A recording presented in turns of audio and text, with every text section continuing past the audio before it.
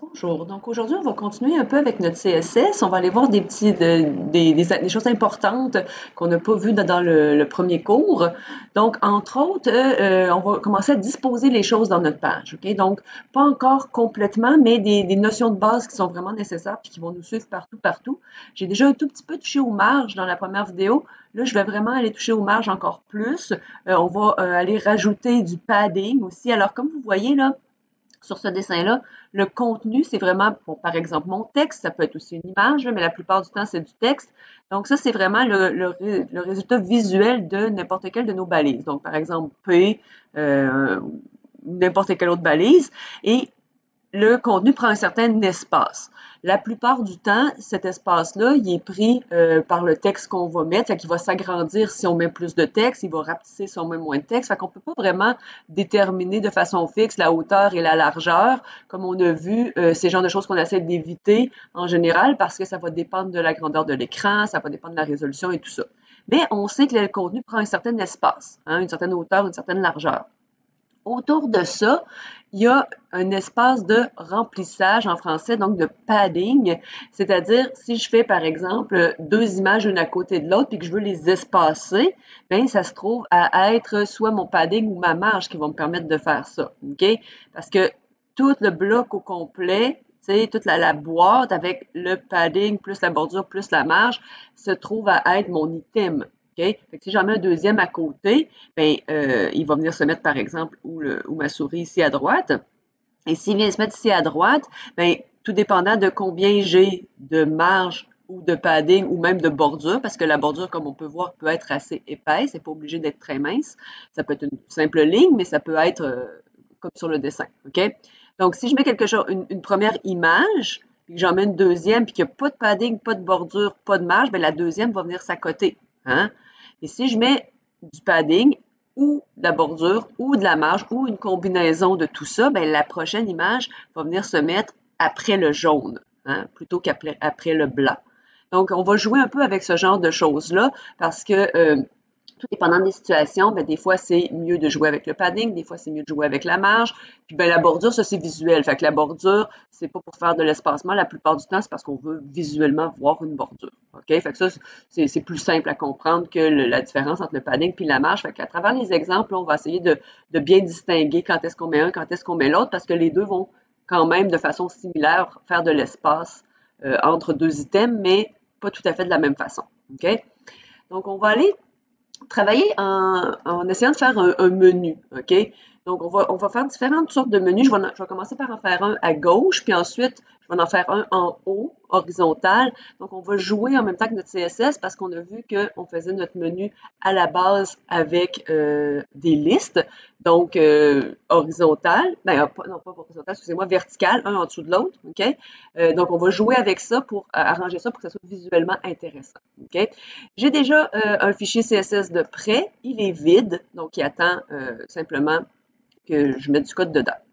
Et là, j'ai quand même pas mal un fichier vide aussi là, pour commencer à faire mon menu. Fait que je vais y aller avec, ben, je pourrais mettre un en-tête ou tout ça, là, mais disons juste pour simplifier, allons-y avec un header. Puis dans le header, je vais mettre un H1, puis je vais marquer des mots menu à gauche. OK? Donc, rien de bien compliqué de ce côté-là. Je veux vraiment mettre l'emphase sur le menu. Donc, le menu qui est dans une balise nav. Et on sait que dans ma balise nav, oups, excusez, ça n'a pas. Donc, dans ma balise nav, je vais me mettre un UL avec quelques items de menu. Fait que disons que j'en mets 4, juste pour dire. OK? Et chacun de ces items-là de ma liste va être un hyperlien de mon menu. Donc, ça va être un A parce que c'est un hyperlien. Oups, ça ne le prend pas. Excusez-moi. Donc, on va y aller. Ah voyons, OK, excusez-moi, l'autocomplétion ne fonctionne plus. Pas grave, on va l'écrire à la main. Ah, là, ça marche tout d'un coup. Non. OK. Je vais abandonner l'autocomplétion tout d'un coup, on dirait que. Donc, dans mon menu, je vais faire un hyperlien qui va, par exemple, aller sur la page index. OK. Et cet hyperlien-là va peut-être s'appeler accueil, mettons. OK? Je vais sensiblement faire répéter la même chose dans les autres LI, en évidemment changeant vers quelle page ça s'en va, OK? Là, c'est sûr que si on clique sur les liens, ça ne fonctionnera pas parce que je n'ai pas fait les autres pages, OK? Fait qu'on peut comprendre que c'est juste pour les besoins de la démo. Fait que, je sais pas, moi, là, je mets un peu style assez standard. On pourrait penser qu'on a une page de nouvelles, une page de produits, puis une page contact. Donc, on peut imaginer que les fichiers auraient des noms correspondants avec ça pour que ça soit bien clair. Donc, si je regarde le résultat de ça dans mon navigateur, donc, je vais voir que j'ai, bon, mon titre, évidemment, et mon menu. Là, mon but, c'est de faire quelque chose de beaucoup plus joli que ça, donc de commencer à donner une certaine consistance à mon menu. Fait que je vais aller utiliser des images, donc image de fond d'un bouton bleu, image de fond d'un bouton rouge, pour vraiment donner un look à mes boutons. Mais pour faire ça, j'ai quand même quelques étapes à faire, hein. La première chose, c'est que je vais vouloir peut-être enlever les puces, éventuellement enlever le souligné. Ça, c'est des choses qu'on avait déjà fait, donc je vais aller rapidement déjà rajouter ça dans mon menu. Fait que j'ai besoin d'impliquer tous les LI, mais en même temps, tous les liens en fait dans mes LI, mais je veux vraiment préciser que c'est à l'intérieur du nav, OK? Donc, pour préciser que c'est à l'intérieur du nav, on se souvient qu'on fait un espace, puis on va pouvoir aller dire, par exemple, le UL à l'intérieur d'un nav va être affecté par exemple, list style type none. Okay? Donc, j'enlève les puces à ma liste. Donc, on regarde ici, oups, que j'ai raté mon coup. Et en réalité, je me rends compte que ce que j'ai comme problème, c'est que j'ai oublié de lier mon CSS. C'est bien beau, je me suis tout prévu un beau fichier, mais j'ai pas été le lier. Donc, mon link vers mon CSS, je n'oublie pas qu'il est dans un sous-dossier, je sauvegarde, je reviens voir et ça fonctionne, mes puces sont maintenant disparues. Donc, c'est sûr qu'il faut faire du CSS, mais il ne faut pas oublier de le mettre dans notre HTML pour qu'il soit visible. Donc, maintenant, ce qu'on va peut-être vouloir aller changer, c'est, comme je disais, enlever les lignes en dessous des liens. Okay? En passant, ici, là, j'ai marqué les UL à l'intérieur des naves. J'aurais pu être plus précise puis dire les UL directement à l'intérieur des naves. Fait que ça, c'est des choses aussi que vous allez voir des fois en cherchant sur Internet ou etc. Donc, UL avec le chevron, donc plus grand, ça veut dire qu'il faut absolument qu'il soit tout de suite dans le nav, comme on a présentement. Okay? Il est directement, c'est la première balise, c'est le premier niveau. C'est pas obligé d'être la première balise, mais c'est au premier niveau. Par exemple, Eli n'est pas directement dans nav, il est directement dans UL, qui lui est directement dans nav. Okay? Ici, présentement, j'aurais pu, sans le chevron, aller marquer les LI dans le nav pour enlever les puces et ça m'aurait donné le même résultat. Si je rafraîchis, ça ne change rien en fait. Que j'enlève la puce sur le UL en général ou sur chaque LI, c'est la même chose. Par contre, si je dis un LI directement dans un nav, bien là, les puces reviennent parce que j'en ai pas de LI directement dans un nav, contrairement à un UL que j'ai directement dans un nav. OK? Fait que ça, c'est comme être encore plus précis là, dans notre CSS. Je vais le laisser. Ça va, c'est une bonne pratique. Donc, je peux aller ensuite dire dans le nav quand j'ai des hyperliens. Fait que là, je reste général. C'est pas directement dans le nav qu'il y a un hyperlien. Sinon, j'aurais pu dire, ben, dans le UL, il y a des LI. Oups, excusez-moi. Il y a des LI et dans les LI, il y a des A. OK? Fait que je peux y aller vraiment comme ça en séquence ou bien plutôt dire simplement ben, les A qui sont dans le nav. C'est sûr que ça va dépendre des situations. Des fois, un ou l'autre, ça ne change rien. D'autres fois, on veut vraiment être très précis. C'est pour ça que je vous le montre. Là, je veux que les liens qui sont dans la navigation, donc pas mes autres liens de ma page, mais ceux-là de la navigation, n'aient pas de text decoration, hein, donc de ligne en dessous. Donc, je m'en viens ici. J'ai plus de ligne en dessous. OK, cool. Maintenant, ces hyperliens-là, donc je suis toujours sur mon hyperlien, je veux aller lui mettre un bouton comme image de fond. OK? Donc, je vais y aller avec un background image qu'on a déjà appris, on l'avait mis nous pour toute la page au complet, mais je peux faire ça en fait, de mettre des couleurs de fond sur un paragraphe, sur n'importe quoi en fait. Là, je vais le mettre sur un hyperlien, puis là, ben, je peux mettre une couleur de fond, je peux mettre une image de fond. Je vais jouer avec les deux. Là, je vais commencer avec une image de fond parce que j'ai des choses à vous montrer avec ça pour commencer. Donc, on se souvient que quand je vais mettre une image, je vais écrire URL et je vais aller ensuite chercher mon image qui, moi, elle se trouve à être un dossier plus bas pour revenir, parce que je suis dans le style, hein, fait que je suis dans le dossier CSS. Je veux revenir à la racine et ensuite monter dans image. OK? Et l'intelligence nous aide aussi. S'il ne m'offrait pas image, ben, je me rendrais compte que j'ai fait un problème. J'ai fait une erreur. Et là, je vais aller, par exemple, mettre bouton bleu. Ce qui fait que je m'attends à, quand je reviens ici, voir un bouton bleu comme fond. Ça marche, ça fait ce que je veux à moitié, OK? Il y a des choses à améliorer, mais on voit quand même que c'est fonctionnel. Il y a comme mis un petit bout de bouton bleu. Bon, on va améliorer ça, évidemment. Et là, on va rentrer dans un concept vraiment important. On va aller jouer avec la grandeur de notre A, OK? Et vraiment important que ce soit la grandeur du A que je veux agrandir parce que c'est le A qui est cliquable, OK? Parce que j'aurais très bien pu décider de mettre l'image de fond sur un LI plutôt que sur un A, ça revient au même, OK? J'aurais eu l'image de fond sur l'item de liste, puis dans l'item de liste, il y a un A, fait que visuellement, ça n'aurait pas fait vraiment de différence. Par contre, ce qui est très important, c'est que là, je vais aller jouer avec la grandeur et agrandir mon A. C'est pas la même chose qu'agrandir un LI, parce que le A, il est cliquable. Donc, si j'agrandis le A, j'agrandis la zone cliquable. Donc, tout le bouton au complet va être cliquable, pas juste le texte du A. Puis ça, c'est vraiment important parce que sinon, ça vous fait un site vraiment bizarre. Il faut que tu cliques exactement sur les lettres pour que ça fonctionne. Si tu cliques à côté sur le bouton, ça marche pas. C'est assez poche. OK?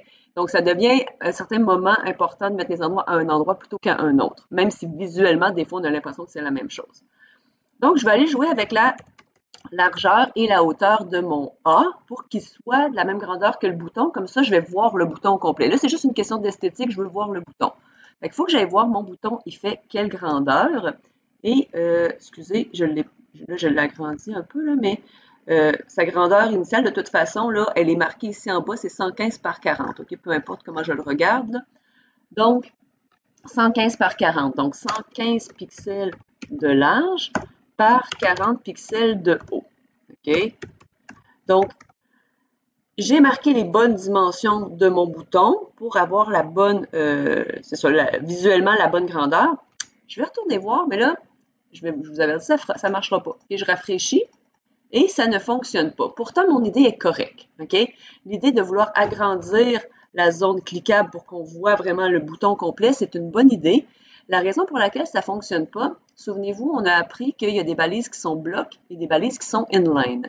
Et les balises qui sont blocs peuvent avoir des dimensions, donc largeur et hauteur, il n'y a pas de problème. Mais une balise inline, c'est pas logique. Okay? Une balise inline, ça continue sur ma ligne et ne peut pas donc avoir de largeur et de hauteur par défaut. Ce qu'il faut que je fasse, donc, c'est de forcer la balise A à devenir une balise bloc, si on veut, à se mettre à écouter puis à avoir une dimension. Et on peut faire la même chose dans l'autre sens aussi, une balise bloc, on peut la forcer à devenir inline pour qu'elle puisse rester sur la même ligne plutôt que provoquer un changement de ligne. Là, dans mon cas, c'est pas parce que je veux avoir un changement de ligne ou pas, c'est vraiment parce que je veux qu'ils prennent les dimensions. Donc, les dimensions, c'est juste sur les balises qui sont blocs. Donc, il y a une propriété CSS qu'on ne connaît pas, qu'on apprend aujourd'hui, qui s'appelle display et qui me permet de changer le type d'affichage. Un display, c'est l'affichage. Et je pourrais même avec ça faire display none, qui ferait qu'il n'y aurait pas d'affichage du tout. OK? Là, pour l'instant, c'est pas utile. Ça va servir pour d'autres choses, entre autres, si je veux cacher des choses quand je suis sur un téléphone cellulaire versus un grand écran ou quand je veux imprimer, etc. Donc, des fois, on peut masquer certaines zones. Là, ici, je ne veux pas enlever de l'affichage, je veux le changer. Je sais que je suis déjà inline, donc je suis présentement en inline. Ça ne sert à rien de l'écrire sur une balise A, mais si j'étais sur une balise qui est bloc, je pourrais la transformer en inline en écrivant ça comme ça. Là, moi, je veux plutôt aller en bloc. Je veux transformer mon A en bloc parce que je veux qu'il écoute les deux lignes que j'ai mis là. OK? Donc, je rafraîchis et on voit que ça a pris les dimensions. OK? Là, j'ai mis bloc. Ça fait aussi en même temps que mon A devient bloc, donc fait un changement de ligne. Ça me dérange pas dans ce cas-là, mais il était déjà un en dessous de l'autre à cause de mes LI. OK? Fait que là, le A en plus est bloc, mais il était déjà dans un LI qui est bloc, fait que ça me nuit pas. OK? Si j'avais voulu, par contre, avoir les boutons sur la même ligne, comme on va faire tout à l'heure dans le prochain exemple, j'aurais probablement plutôt préféré marquer inline block. OK? C'est une subtilité, mais ça va faire le même résultat. OK? Sauf que ma balise n'est pas devenue bloc. Elle reste inline, mais elle écoute les largeurs et hauteurs d'un bloc. Donc, elle écoute le côté dimension du bloc, mais en demeurant inline, donc en restant sur la même ligne. Ce qui fait que si j'étais pas dans un LI, ben ça resterait sur la même ligne. Fait que peut-être que c'est ça que je veux, ça dépend de la situation. Fait que c'est toujours mieux de rester le plus proche possible de ce qu'on a besoin. Ici, le inline block ou le bloc ne font pas de différence. Dans d'autres situations, ça va faire une différence. Donc, je vais y aller avec le inline block parce que c'est plus précis. OK? Bon, on voit d'autres petits problèmes. Là, maintenant, mon texte n'est pas centré, puis aussi bleu sur bleu, ça fait dur un peu. Fait que on va aller arranger ça. Donc, on va aller changer la couleur. On va tout de suite aller mettre blanc. Hein. Fait qu'on se souvient que blanc, c'est toutes les couleurs au maximum. Donc, le rouge, le vert et le bleu au max. Les trois ensemble, ça donne du blanc. Donc, voilà. Et on pourrait peut-être aller centrer ça. Donc, on commence à avoir beaucoup de choses, comme vous voyez dans notre balise A, là. Hein? Donc, un petit text align center. Je suis centré en largeur. Il me reste à centrer en hauteur. Centrer en hauteur, c'est un petit peu plus compliqué. Okay? Dans les tableaux qu'on va voir un peu plus tard, on peut centrer en hauteur en mettant un vertical align, mais c'est pas le genre de chose qui est répandu. Okay? Donc, ici, c'est comme, on va faire une petite, ben, pas une passe-passe, mais une petite façon, voyons, une petite façon par à côté pour réussir à centrer en hauteur. Donc, c'est pas vraiment un alignement vertical, c'est qu'on va jouer avec la hauteur de notre ligne. Donc, c'est un peu là, comme quand vous êtes dans Word, vous pouvez jouer avec les hauteurs de ligne. Et si je mets la même hauteur de ligne que la hauteur de mon image, bien, ça va centrer mon texte par la bande, si on veut. Okay? Donc, j'ai maintenant mon texte centré.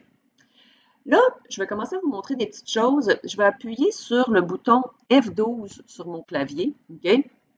Et ça va faire apparaître une zone dans le bas de mon navigateur, OK? Peu importe votre navigateur. Là, moi, présentement, je suis dans Firefox, je pourrais être dans Chrome, je peux être dans Edge, Safari, peu importe. Quand vous faites F12, ça fait apparaître la zone de web développeur, OK? Pour les développeurs web. Donc, c'est comme pour s'aider à toutes sortes de choses. Donc, éventuellement, on va s'en servir dans la deuxième moitié du cours là, pour déboguer notre JavaScript, entre autres. Donc, le débogueur, la console, ça va être pour la partie programmation. Là, on est dans le côté visuel, donc on voit que j'ai ma page, OK? Et regardez, quand je me promène, il y a des ondes qui deviennent bleues et jaunes à l'écran, OK? Super important, super utile de se servir de ça pour, entre autres, découvrir qu'est-ce que j'ai déjà dans ma page. Donc, comme là, présentement, quand je suis sur Body, je vois que, bon, en bleu pâle, c'est mon body qui est sélectionné, mais je vois aussi qu'il y a une zone jaune tout le tour. Et cette zone jaune-là, c'est ma marge. Pourtant, je n'ai pas mis de marge sur le body, mais par défaut, le body a une marge de 8 pixels tout le tour. Bon, là, visuellement, je ne devine pas que c'est 8 pixels, c'est parce que, regardez, en bas, ici à droite, je vais descendre ici, j'ai un dessin qui m'indique, parce que je suis sur le body, parce que j'ai cliqué dessus, que mon body, il est 1520 pixels de large, 219.033 pixels de haut présentement, ce qui est visible, OK? Il y a 0 padding tout le tour, 0 bordure et 8 pixels de marge. Et les couleurs qui sont là matchent évidemment avec les couleurs quand on sélectionne. Donc, on voit qu'on a la zone de contenu, c'est comme tantôt dans mon schéma, hein, si je reviens ici. Donc, la zone de contenu qui est en bleu pâle, j'ai pas de padding, j'ai pas de bordure, mais j'ai un 8 de marge tout le tour. Et ça, c'est par défaut. Un body par défaut a 8 de pixels de marge tout le tour. On peut évidemment l'enlever si on veut absolument que ça soit à côté complètement en haut, par exemple, ou à gauche, peu importe. On pourrait enlever ça, mais par défaut, il faut savoir que c'est là. Et en même temps, je vais vous montrer quelque chose d'autre. Je vais aller dans mon nav. Et mon nav, quand je suis dessus, on voit que bon, c'est tout bleu, il y a zéro marge, zéro padding, rien. OK, nav, c'est un bloc qui a rien. Même chose pour le header, c'est un bloc qui n'a pas de marge, il n'y a rien de spécial. Par contre, si je m'en vais dans le header, le H1 a des marges, mais juste en haut et en bas. Hein? Fait qu'on le voit quand je survole, puis on le voit en bas à droite dans le dessin. Donc 21.4333 pixels de marge en haut et en bas seulement, mais pas à gauche et à droite. C'est pour ça donc aussi que c'est complètement à côté sur le bord, pas sur le bord de la fenêtre, sur le bord du body. N'oubliez pas qu'il y a un 8 pixels de body, de marge de body à gauche. Fait que c'est complètement à côté. On le voit avec la ligne pointillée sur la délimitation à gauche de mon body. Fait que si jamais je veux changer ces marges-là, mais au moins je sais qu'elles existent. Je sais que c'est pas du padding. Tu sais, je vous disais tantôt, quand est-ce que c'est du padding, quand est-ce que c'est de la marge. Des fois, quand c'est nous qui en ajoutons, on le sait, mais quand c'est déjà là, parce que le H1 par défaut a cette marge-là, ben, il faut savoir que c'est une marge et que c'est pas un padding, parce que si je veux aller le changer, il faut pas que j'écrive n'importe quoi dans mon CSS. C'est beau faire du essai-erreur, mais à un moment donné, ça va beaucoup mieux quand on comprend ce qui se passe. Je retourne dans mon app. Il n'y a pas de marge, il n'y a pas de padding.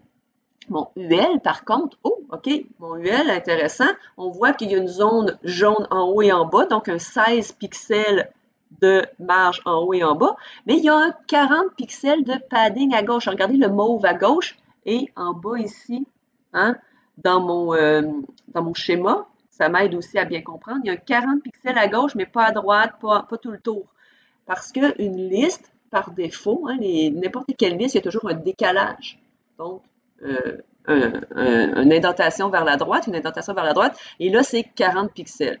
Ce qui fait que, là, ça me dérangeait pas trop, j'ai pas grand contenu, je suis pas tout à fait à côté à gauche, pour l'instant, c'était pas vraiment grave, je me concentrais sur le look de mes boutons, mais pour de vrai, probablement que ce padding-là à gauche, je le veux pas. OK? Et c'est important aussi de comprendre que le padding, il est sur le UL et non pas sur les LI. Si vous regardez les LI, ils ont zéro padding, zéro marge. Donc, ça veut dire que quand je vais aller dans mon CSS, si je veux enlever le padding left, par exemple, pour le mettre à 0, bien, je vais le faire sur le UL. Hein? Et là, ça va faire qu'il va venir s'accoter aligné avec le reste sur le bord du body. Donc, il y a le petit 8 pixels sur le côté du body, mais au moins, là, je suis aligné. Et c'est probablement ça qu'on veut la plupart du temps. Okay? Le 40 pixels de padding d'une liste, quand on s'en sert pour autre chose que pour une liste, donc dans le cas d'un menu, la plupart du temps, on veut se débarrasser du padding à gauche. Et regardez, maintenant que j'ai mis à jour, le padding à gauche n'est plus là non plus. Là, je suis sur le LI, mais si je suis sur le UL, on voit la marge qui est toujours là, mais il n'y a plus de padding. Et à chaque fois que je me promène avec ma souris, là, les couleurs qui apparaissent et tout ça à l'écran, ça nous aide à visualiser. Et comme je vous dis, quand vous ne savez pas, hein, ça vient d'où cet espace-là, prenez, donc, on récapitule, F12 dans votre navigateur, ça fait apparaître cette zone-là d'inspecteur. Et là, promenez-vous sur vos balises, puis allez chercher l'espace bizarre que vous ne savez pas d'où c'est qui vient, c'est quoi. Une fois que vous l'avez trouvé, vous pouvez aller dans votre CSS et ajuster ce que vous voulez. Et si vous ne savez pas ça vient d'où, c'est vraiment plus difficile à corriger. Comme là, tu sais pourquoi ma liste était décalée, il fallait que je le sache que c'est un padding sur la liste. Sinon, j'aurais essayé toutes sortes d'affaires jusqu'à temps que ça marche, mais j'aurais pu perdre beaucoup de temps, puis j'aurais pu aussi ne jamais réussir. T'sais. Bon, fait que là, on a quand même une liste pas pire. On pourrait peut-être rajouter un petit over, hein, que quand on passe par-dessus, parce que j'avais prévu un petit bouton rouge, j'aimerais bien m'en servir. Donc, je vais y aller avec encore dans le nav, le A over.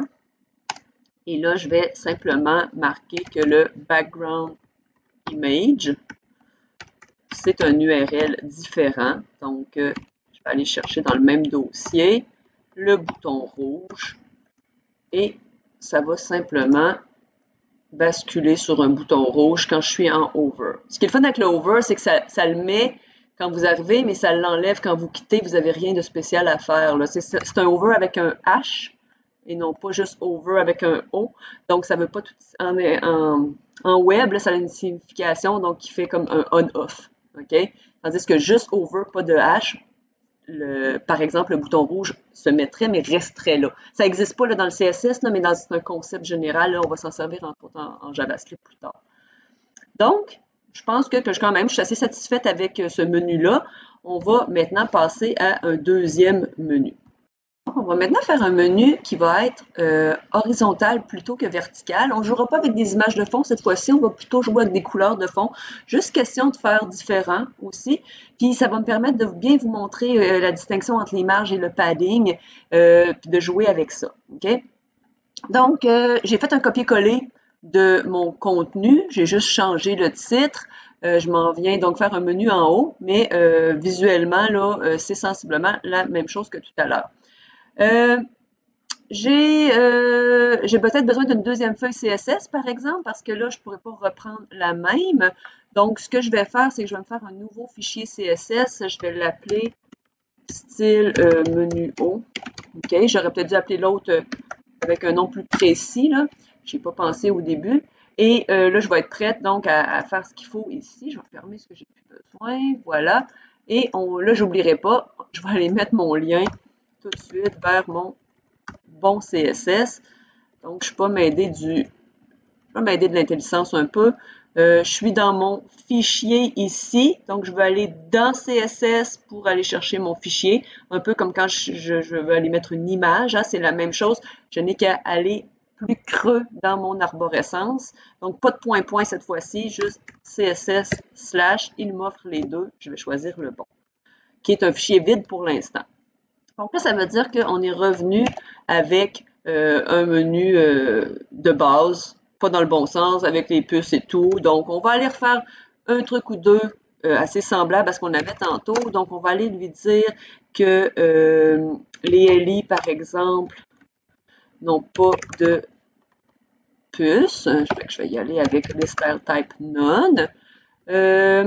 Quoi d'autre? On veut aller pour les A, aller enlever, oups, excusez, aller enlever le text decoration, none aussi. Donc, on est rendu comme ça. Bon, OK. On va aller se faire une page complète, mais on va nous centrer ça, parce que là, tantôt, j'étais à côté à gauche, là, mais on va aller s'arranger ça un petit peu. Je vais me mettre autour de tout ça une div avec un ID page, et je vais déplacer tout ça à l'intérieur, ce qui fait que je vais pouvoir ensuite aller mettre un peu de CSS sur ma page. Je vais mettre ça plus haut. Je vais même mettre un peu de CSS sur le body. Là. Donc, je vais aller, disons, me mettre une petite couleur de fond. Oups, pas RGB tout de suite. Hein? Background color. Je vais aller me mettre un petit RGB bleu. Là. Fait que mettons 0,0, je sais pas moi, 178. J'essaye un truc au hasard. Ouais, c'est un bleu, c'est pas pire. OK. Puis je vais, comme je disais, sur la page, faire aussi une couleur de fond. Puis là, ben, en réalité, regardez, je vais vous montrer, là. Là, présentement, je viens de mettre du bleu partout.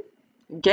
Là, je veux aller sur ma page, aller mettre du blanc, donc RGB, 255, 255, 255. Ce qui fait que j'ai ma zone dans laquelle j'écris qui est en blanc, ce qui me permet de ne pas avoir à changer toutes mes autres couleurs, etc. Puis là, ben, je vais rapetisser la largeur. Hein. Puis je pourrais même, tant qu'à essayer de faire un truc un peu réaliste, après mon nav, j'aurais un main normalement qui commencerait ici avec peut-être un H2 où ce que j'aurais le contenu de ma page. Et question d'être réaliste, le contenu de ma page aurait probablement une certaine hauteur. Donc, je vais aller mettre quelque chose dans le CSS aussi pour jouer avec ça. Je vais aller dire que le main, okay, peu importe ce qu'il y a dedans, parce que c'est sûr que plus je vais écrire dans mon main, plus il va agrandir. Hein? Si je rajoute, par exemple, un paragraphe suite à ça, blablabla, bla, bla, bien évidemment, ça s'agrandit tranquillement, mais pour avoir un effet visuel un petit peu plus réaliste, même quand ma page n'est pas terminée, puis aussi pour pas avoir des pages trop courtes, des fois dans certains cas, là, ça peut être intéressant de s'arranger pour que le pied de page arrive pas mal vers le bas. Là, j'en ai pas encore mis de pied de page, mais tu sais, pour que ça fasse quand même quelque chose d'un peu proportionnel, on peut y aller avec ce qu'on appelle une hauteur minimum. Donc, minimum height, au lieu de juste mettre la hauteur comme j'ai fait tantôt quand j'ai redimensionné mon bouton, ben mon A, en fait, pour qu'il ait la même grandeur que le bouton, je peux aller mettre une hauteur minimum. Normalement, là, à part le cas tantôt où j'ai redimensionné mon A, c'était vraiment un cas précis pour avoir la grandeur de mon bouton parce que visuellement, on ne le voyait pas sinon. C'est très, très rare qu'on va toucher aux hauteurs, OK? Et si on les touche, les hauteurs, ça va surtout être avec du minimum comme je fais là, parce que sinon, si je fixe une hauteur, par exemple, pour ma zone principale et que mon texte, mes images, peu importe, dépassent, mais je ne le verrai pas, puis je n'aurai pas de barre déroulante, je vais vraiment avoir comme du stock en dehors de ma page, mais pas accessible, ce qui serait épouvantable. OK? Ça se fait pas, là. Donc, en mettant un minimum, là, ça veut dire, au minimum, c'est ça la hauteur, mais sinon, tu agrandiras, puis il n'y a pas de problème. J'aurai pas de conflit, puis de problème visuel avec ça. Fait que je vais y aller avec, je sais pas moi, mettons, 400 pixels de hauteur minimum. Donc, ça me donne quelque chose déjà un petit peu plus réaliste.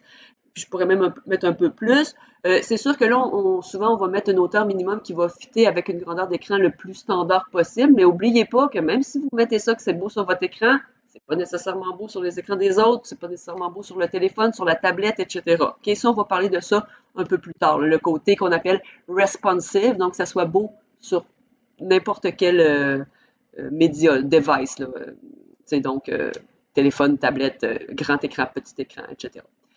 Donc, je commence quand même déjà à avoir quelque chose de pas si mal.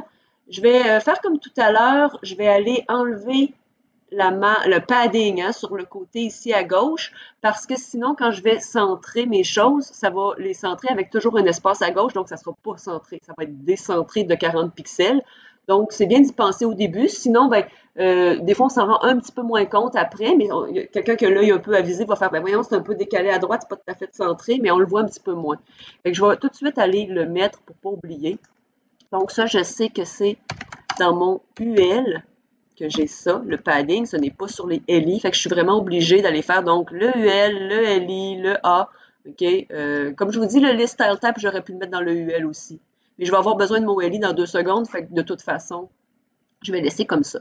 Fait que dans le UL, c'est quoi que j'ai dit que je voulais faire? Oui, enlever le padding left, donc le mettre à 0.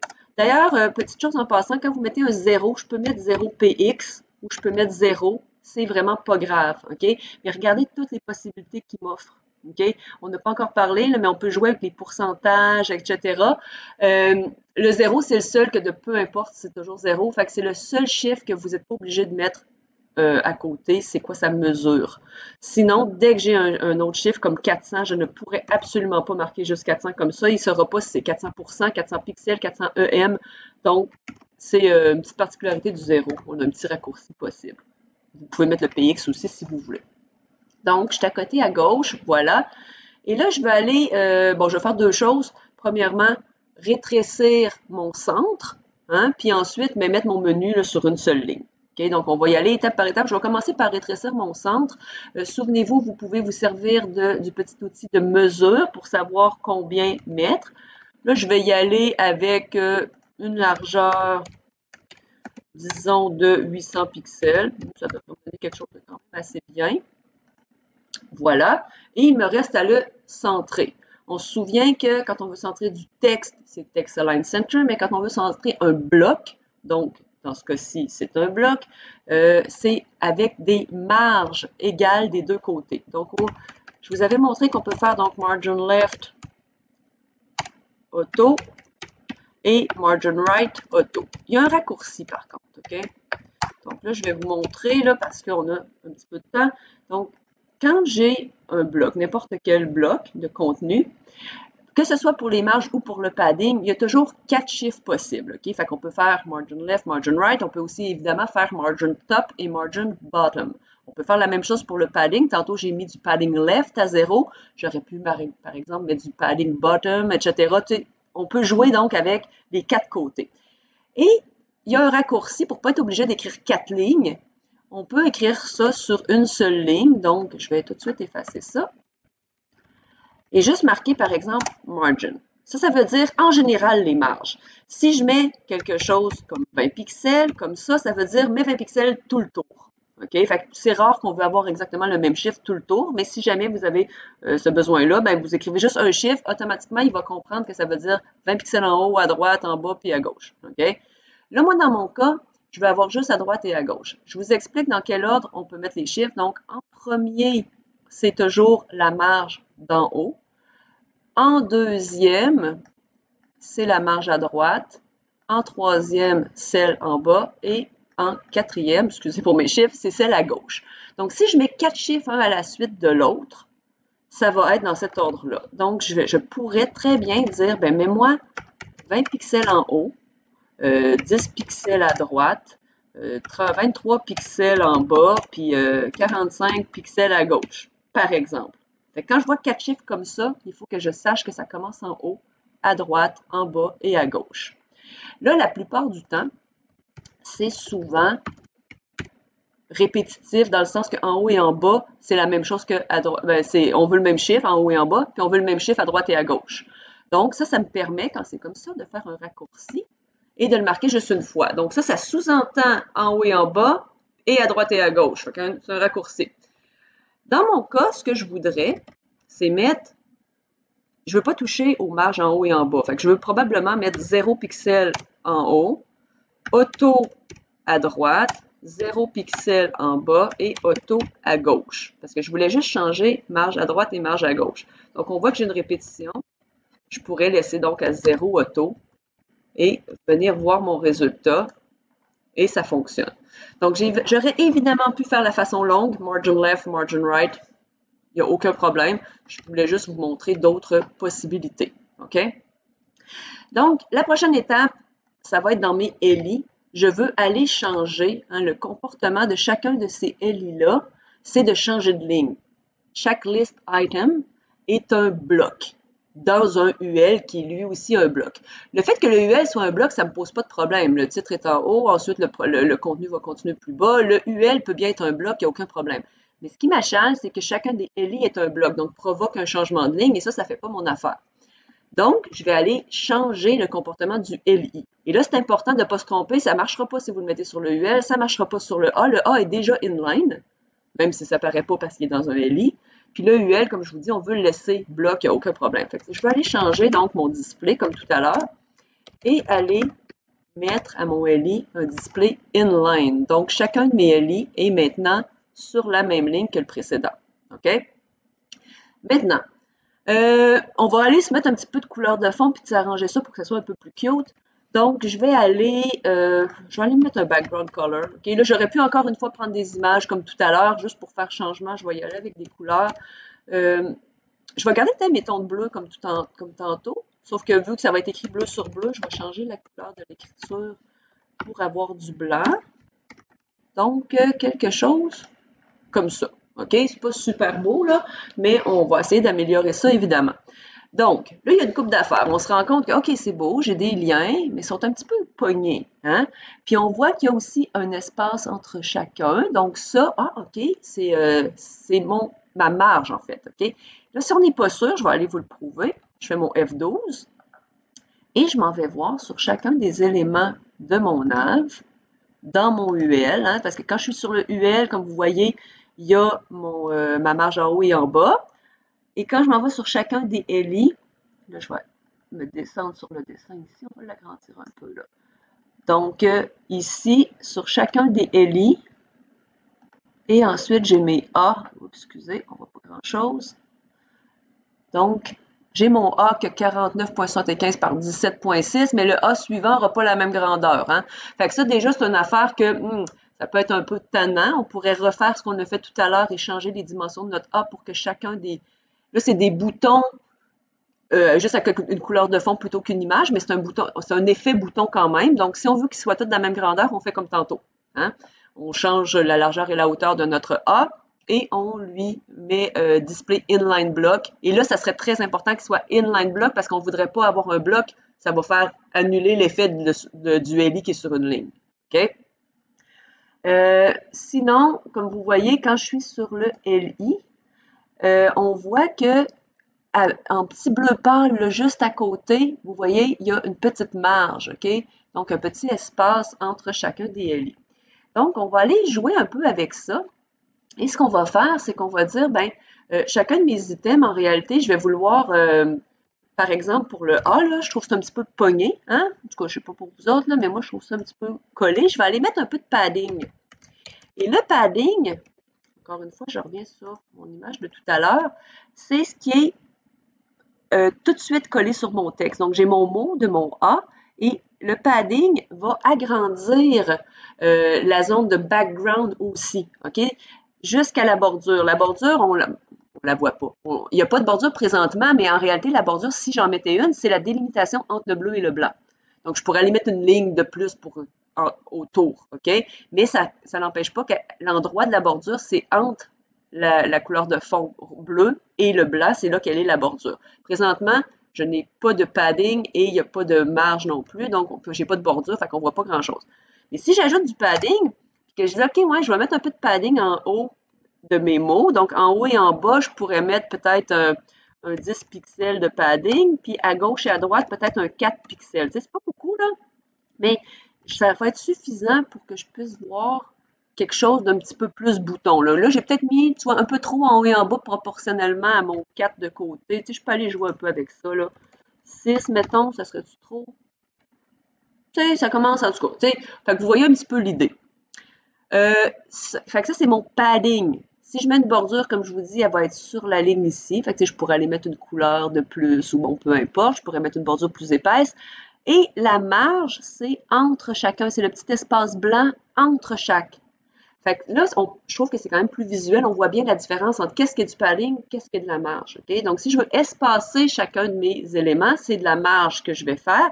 Tandis que quand je veux agrandir la zone de mon élément, là, c'est du padding que je fais. Fait que je peux aller tout à fait, mettons, me mettre un petit peu de marge.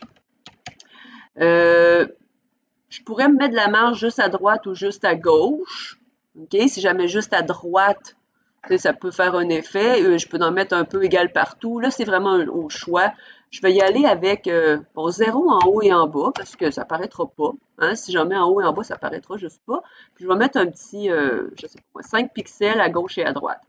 5 pixels à gauche et à droite, ça veut dire qu'il va y avoir 10 pixels d'espace entre deux items. Okay? Et ça va me donner quelque chose comme ça. Fait qu'on voit que j'ai 5 pixels à gauche, mais qu'ici, j'ai 5 pixels à gauche plus 5 pixels à droite avant que le prochain item embarque. Puis j'avais aussi la petite marge des LI. Il n'y avait pas de marge à gauche. Fait que c'est pour ça que ça fait un petit peu plus d'espace entre chacun. Mais ça vous donne un peu une idée. Là, pour que ça soit plus joli, je pourrais rajouter une couple de petites affaires. Là. Je vais aller mettre que mon H1 a peut-être une bordure. Je vais mettre une bordure bottom. Puis je vais aller lui mettre que ma bordure, elle a, je sais pas moi, 2 pixels, qui étant ridge, on va dire, ou solide, bon, peu importe. Okay? Puis étant, bon, je peux bien la mettre bleue, on est dans le thème. Donc, je peux jouer avec ça, juste question de faire une petite délimitation. Comme ça, bon, ça c'est, on va dire que c'est joli. Je pourrais aller centrer tout ça. Hein? Fait que mon UL pourrait tout à fait être centré.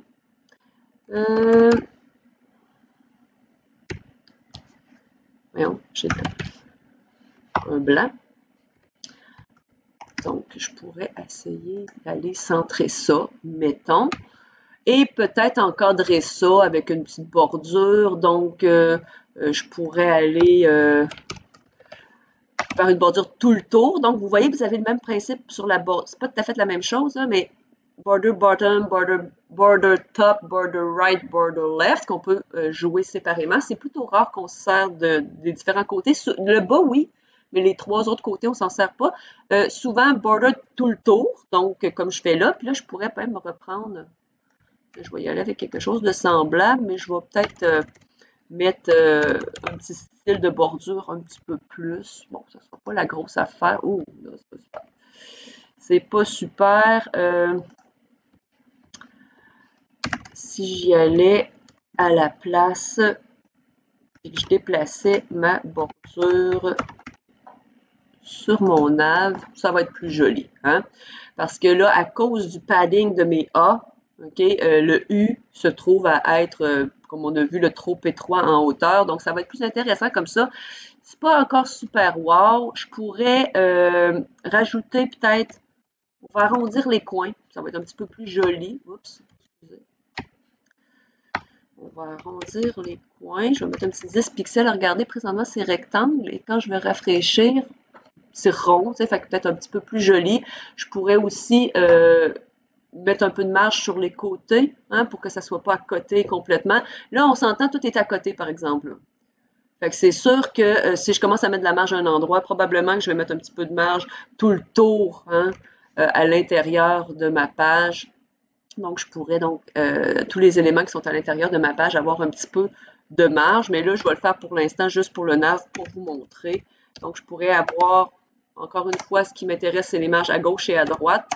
Donc, je vais y aller avec un petit 10 pixels, juste pour dire, pour qu'on ait quelque chose de légèrement plus joli. Bon, OK. C'est pas super encore extraordinaire, mais ça vous donne une idée un peu des possibilités que vous avez. Hein? Puis, n'oubliez pas de vous servir du F12 pour être capable d'aller investiguer où est-ce qu'il y a des marges, où est-ce qu'il y a du padding et tout ça, parce que des fois, vous allez avoir des choses, des espaces qui vont se créer, que vous ne savez pas ça vient d'où. Bien, allez voir. Hein? Ça va vous aider à placer comme il faut vos affaires. Ça fait pas mal le tour de ce que je voulais vous dire, de ce que je voulais vous dire aujourd'hui là, pour avancer un petit peu plus notre CSS. Fait que avec ça, là, déjà, là, puis à un moment donné, là, le CSS, il faut fouiller aussi. Hein? Fait qu'allez voir la liste des propriétés, toutes les possibilités qui s'offrent à vous. Je vous en ai montré une couple que je trouve utile, mais il y en a plein d'autres. Il y en a qu'on ne sert jamais, mais il y en a qu'on sert vraiment souvent. Fait qu'à un moment donné, on commence à connaître celles qu'on aime. Fait qu'allez allez voir la liste des propriétés, ça va vous donner des idées. Ou des fois, quand vous voyez quelque chose de le fun sur un site, ben, allez voir comment ils l'ont fait. Hein. N'oubliez pas que vous avez le droit de voir la source des sites. Hein. Vous faites bouton droit, afficher la source, afficher le code source, hein, CTRL-U, puis vous pouvez voir le CSS aussi. Hein. Fait que apprenez de cette façon-là en fouillant puis quand vous voyez quelque chose de le fun. OK? Fait que je vous laisse avec ça pour aujourd'hui.